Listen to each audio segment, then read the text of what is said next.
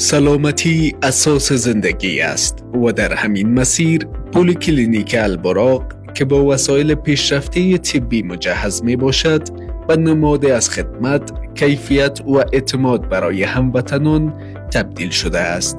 ما افتخار داریم که یک نام درخشان و با تجربه ترین متخصص دکتر فضل غنی در خدمت بیماران ما قرار دارد.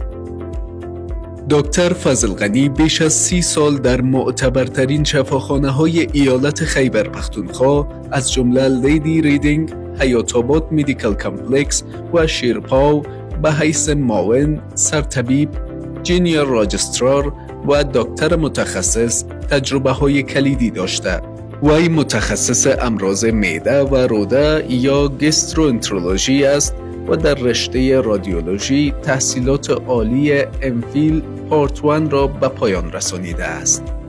بیش از 3 دهه تجربه علمی و عملی در سونوگرافی، ایکوکاردیوگرافی و تشخیص تصویر پزشکی دارد. یکی از توانمندی‌های برجسته او در درمان‌های پیشرفته مانند عمل جراحی لیزری، بواسیر داخلی درجه اول و دوم توسط روش عملیات لیزری مهارت خاص دارد.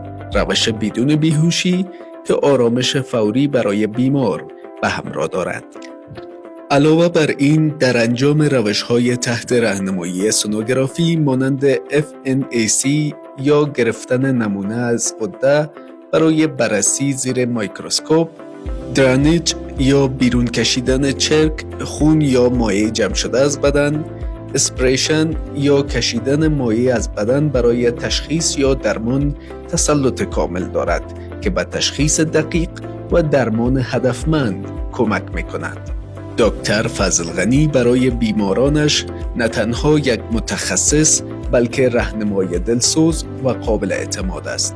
کسی که علم و انسانیت را در یک مسیر متحد ساخته است. البراق، دستان مهربان، قلب‌های مراقبت کننده.